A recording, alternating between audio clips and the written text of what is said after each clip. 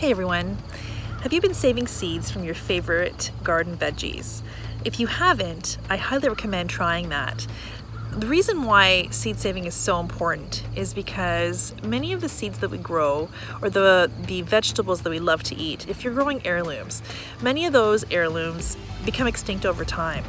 Not only that, when you're growing vegetables from seeds that you purchase from a seed company, you're buying seeds that have been grown in the conditions of wherever it was that those seeds were collected and grown.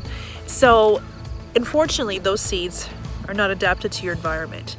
If you have a cool pocket, or you have a humid area in your garden, or you have wind or shade or whatever it is, or a specific bug or pest that bothers your garden, if you're able to grow vegetables successfully in that place and save seeds from those locations, then those vegetables that you plant again from those seeds will have a much higher chance of success than if you were to buy new seeds every year from seeds that are not adapted to your environment. So growing seeds that are adapted specifically to your climate and your environment in your garden always produce a lot better fruit than something that you have to buy fresh every year, a new seed packet. So saving your own seeds is a really great idea. For that reason, that's number one reason. Number two, many of the varieties that you might grow become extinct over time. Maybe it's a variety of tomato that you really loved, and the seed company found that it didn't sell, so they didn't save seeds from it, and so then eventually the seed was no longer listed in the seed catalog and you're unable to find it. Many seeds that we grow that we've grown over the years, that have been grown over the years, are no longer available. So saving seeds year after year, keeping them in your seed supply, keeps those seeds protected, and also those seeds are adapted really well to your environment and will grow for you much better than other seeds. Years that we have tomato blight, for example, if you're growing seeds or you're planted something, let's say a tomato, and you had really bad blight, but one variety did really, really well, and if you saved seeds from that variety would then tend to be resistant to blight. So if you were to grow out those seeds again in future years and have blight again, they would tend to do better than newly purchased seeds. For example, Aunt Ruby's German Green.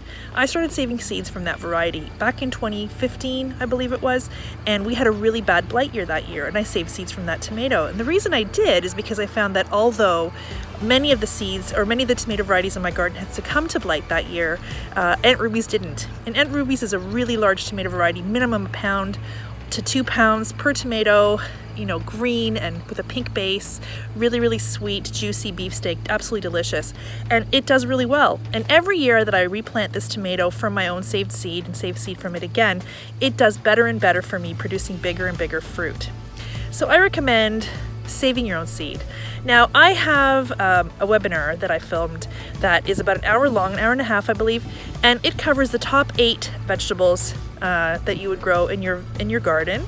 And I show you exactly what to do to save seed from those vegetables so that you could have your own supply and plant them out again and again year after year. So in that webinar, I cover tomatoes. So this is a tomato I'm really loving. It's huge, absolutely huge. This is called Copia. And so it has done really well. Absolutely enormous. There's one massive one there. So, I want to save seed from this one. Instead of buying it again next year, I'd rather just save seed from this one and then have my own supply. So in that video, I show you how to save tomato seeds, I show you how to save cucumber seeds, and it's not as simple as just cutting it open and keeping the seeds, because there is a process involved with those types of vegetables. They have a coating on the seeds, and there is a process to getting that coating off, and I show you what to do that. I also show you how to save squash seeds, and I also show you how to save lettuce seeds and more. So I'm going to post a link in my profile directly to my webinar. It is available through Teachable, and once you purchase it, you have access to it. Anytime you want, you can go back to it. You can skip ahead to the vegetable that you're interested in saving seed from. And anyways, I'll walk you through all that in there, so definitely check it out. And I'll post that link in my profile, as well as down below, depending on where this is. If it's on YouTube, it'll be in the description below.